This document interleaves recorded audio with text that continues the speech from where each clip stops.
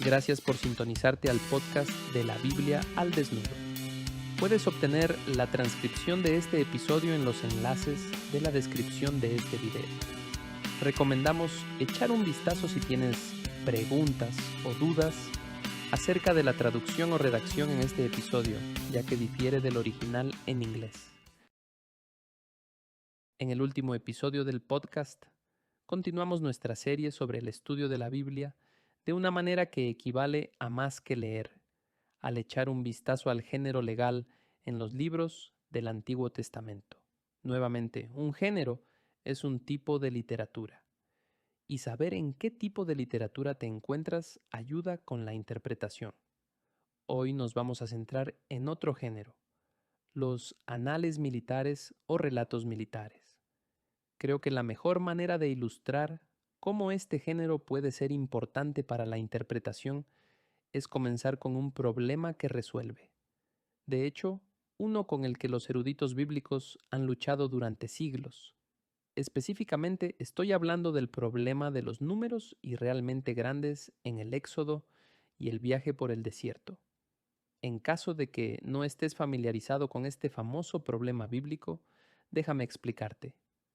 En el censo que siguió al éxodo de Egipto, en Números 1, 46, el número de varones israelitas mayores de 20 años se cifra en 603.550, que es un poco más que el segundo censo realizado más adelante en el libro de Números, capítulo 26, que nos da un total de 601.730. Estas cifras implican que la población total de la incipiente nación de Israel estaba entre 2 y 3 millones de personas.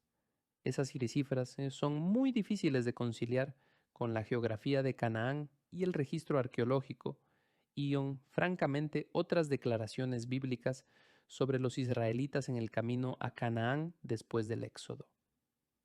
A continuación, ilustraré el problema a partir del texto bíblico y mencionaré una solución comúnmente propuesta, pero luego les presentaré la que creo que es la mejor solución, una que se deriva del tipo de literatura con la que estamos tratando en las narrativas del Éxodo y la conquista.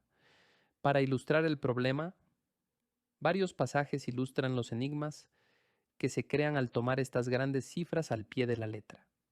Por ejemplo, Deuteronomio 7:1-7 presenta a Israel como la nación menos numerosa de Canaán en el momento de la conquista. Menciona que hay otras 7 naciones que eran más grandes. Ahora bien, si tomamos 2 o 3 millones como la población de Israel, la población total de las 8 naciones combinadas tendría que haber oscilado entre 16 y 24 millones de personas, aproximadamente la población de Florida o Texas en 2010, respectivamente.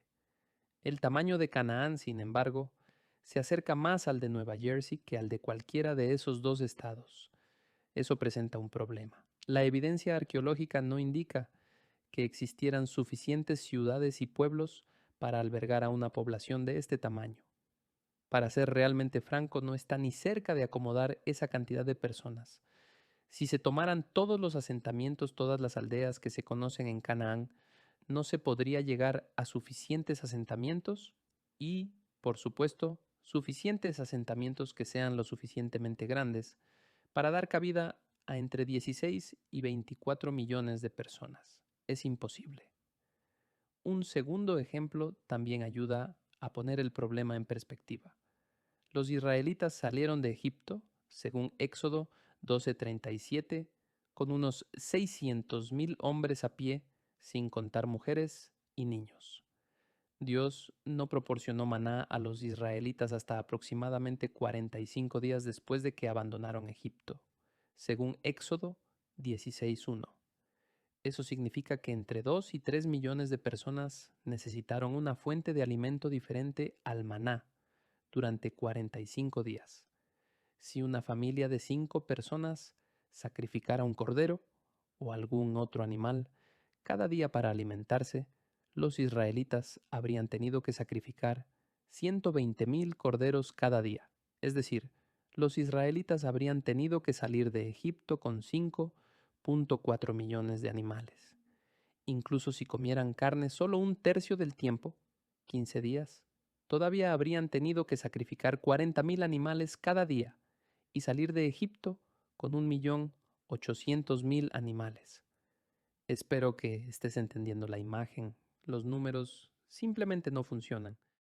Por último, con respecto al éxodo y el material de la conquista, la Biblia misma insinúa con mucha fuerza que la cifra de 2 a 3 millones es muy probable que sea una mala interpretación del texto bíblico.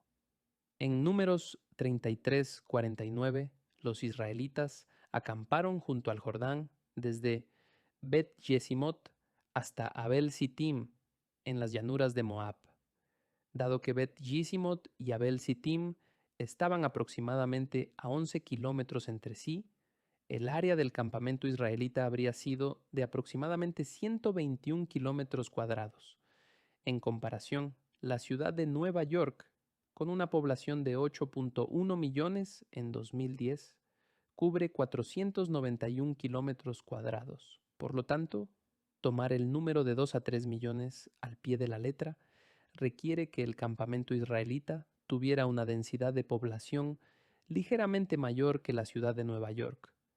Por supuesto, en Canaán, en el mundo antiguo, no había viviendas de varios niveles. No hay apartamentos de gran altura. Una vez más, la imagen que obtenemos de las matemáticas simplemente no funciona. Tomar las cifras del censo al pie de la letra crea dificultades evidentes con respecto a la exactitud de estas historias. Se han propuesto varias soluciones. Te voy a dar la que se propone con más frecuencia. Dice que la palabra hebrea para 1000, elef, también puede significar tribu o clan. En Números 10:4, Jueces 6:5 y Primera de Samuel 10:19 la palabra elef allí, que normalmente traduciríamos 1000, probablemente simplemente signifique tribu o clan. Si ese es el caso, los números en los que estamos pensando en el libro de Números, en las narrativas del Éxodo y la conquista, pueden referirse simplemente a unidades militares, que corresponden al objetivo del censo de determinar el número de varones elegibles para el ejército de Israel. En otras palabras, las aproximadamente 603.000 personas podrían significar simplemente 603 tribus o clanes o alguna otra unidad militar. Por supuesto, eso reduciría drásticamente el número de personas con las que tratamos. Sin embargo, hay un problema. Los ejemplos donde Elef podría referirse plausiblemente a algo distinto del número específico de 1000, a menudo no tienen nada que ver con contar. Además, en otros pasajes que sí involucran contar, por ejemplo, Éxodo 18:21, Primera de Samuel 8:12, Segunda de Samuel 18:1, hay muchos de estos, el término realmente no puede tener otro significado que el de tabulación matemática. En otras palabras, proponer que elef significa algo más que una unidad numérica de 1000 no funciona en muchos contextos. Entonces, si bien superficialmente la propuesta parece viable, tiene sus propios problemas internos. Necesitamos un enfoque interpretativo diferente, además de ese tipo de estudio de palabras, para resolver este problema en particular. Otra propuesta, la que creo que es la más viable y que realmente presta atención al género literario, es que el éxodo y las peregrinaciones por el desierto, los números que se presentan en esos anales narrativos, históricos, militares, representan una hipérbole literaria. Un amigo mío, David Fouts, realizó su tesis sobre este problema, por lo que debo darle crédito por los convenientes ejemplos que siguen. Si estás interesado, puedes encontrar enlaces al trabajo de David en el sitio del podcast en bibliografía. Las comparaciones con otros textos semíticos antiguos de género similar validan la sugerencia de David. La literatura antigua, sumeria, acadia y asiria, particularmente las inscripciones en rollo y los anales históricos, emplean deliberadamente hipérboles. Deliberadamente exageran los números con respecto a los grandes números que se utilizan. Los anales históricos tenían como objetivo glorificar al Dios del rey, exagerando las victorias del rey. Esto fue deliberado y todos sabían lo que estaba pasando. De hecho, los relatos bíblicos del Éxodo y la conquista guardan sorprendentes similitudes con los anales históricos o militares contemporáneos en muchos sentidos. Los estudiosos de la literatura del antiguo cercano Oriente, familiarizados con estos géneros, los géneros de las inscripciones reales y los anales militares o históricos, han encontrado una serie de casos en los que los escritores utilizan deliberadamente números extravagantes para la logística y los movimientos del ejército, o tal vez para las tropas involucradas en la batalla, o el número de enemigos muertos o capturados, o la cantidad de botín obtenido. Es simplemente algo que se hacía regularmente en esos géneros. A modo de ejemplo específico, una inscripción del rey asirio Salmeneser I, que reinó aproximadamente entre 1275 y 1245 a.C., que si estás interesado es el mismo contexto cronológico del Éxodo y la conquista si se adopta la cronología tardía, dice lo siguiente: maté a innumerables miembros de su extenso ejército. En cuanto a él, Satuara, lo perseguí a punta de flecha hasta el atardecer. Maté a sus hordas, pero cegué, y me llevé a 14.400 de los que quedaron con vida.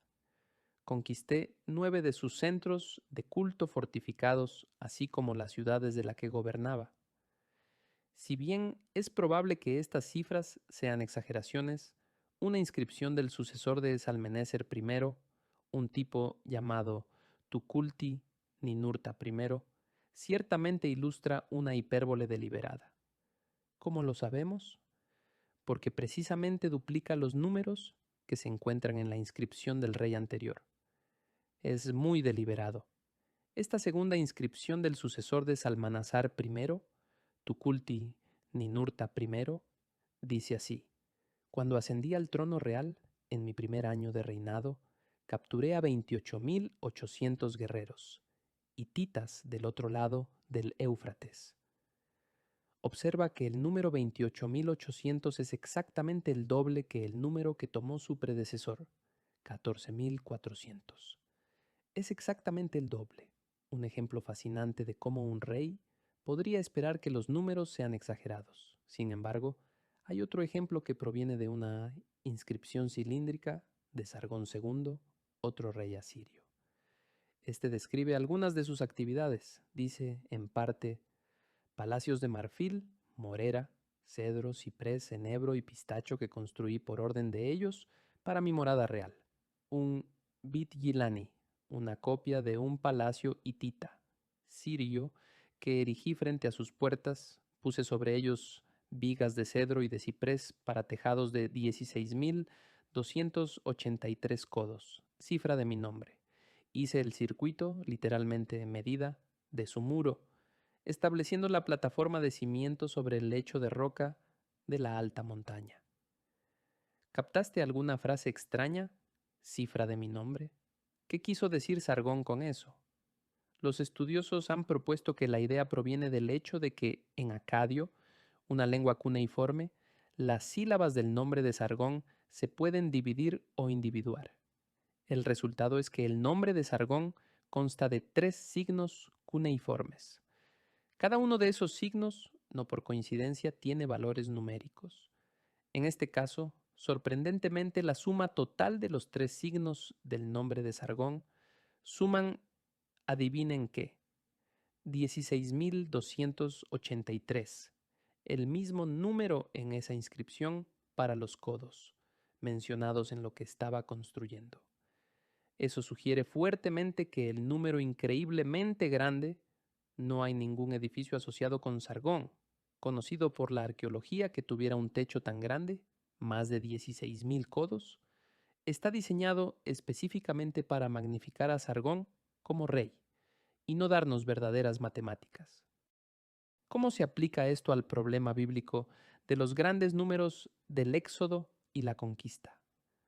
Bueno, si consideramos el género literario de esos relatos, una especie de anal histórico o militar diseñado para hacer qué, diseñado para informar al lector de las grandes victorias de los israelitas, no realmente de los israelitas, no, sino de Yahvé, el rey de los dioses, el rey de Israel. Los relatos nos dan estas cifras, estas descripciones. Si lo miramos de esa manera, se puede argumentar que, al igual que otros escritores del antiguo cercano Oriente, los escritores bíblicos utilizaban grandes números de acuerdo con las convenciones de escritura de su propia época, lo que, dicho sea de paso, defiende su autenticidad histórica. El punto sería que el escritor de estos relatos estaba usando un recurso literario conocido en un género literario, conocido para llamar la atención sobre el poder de Yahvé, el rey de todos los reyes, terrenales o divinos, al liberar a su pueblo, Israel. Espero que veas nuevamente el valor de pensar en el género literario de un pasaje de las Escrituras. Para entenderlo, aquí está la idea clave en sus propios términos, no en nuestros términos. En su propio contexto, no en mi contexto, no en el contexto de la Reforma o la Edad Media o lo que sea, su propio contexto. Antes de cerrar la sesión, debo señalar que esta discusión fue adaptada de mis notas en la Biblia de estudio Faith Life de Logos Bible Software. Escribí las notas de la Biblia de estudio desde Génesis hasta Jueces en esa Biblia de estudio. Así que, si encuentras este material interesante, te recomiendo que descargues la Biblia de estudio gratis en faithlifebible.com. El código de cupón es la palabra FREE. Hasta la próxima, gracias por escuchar.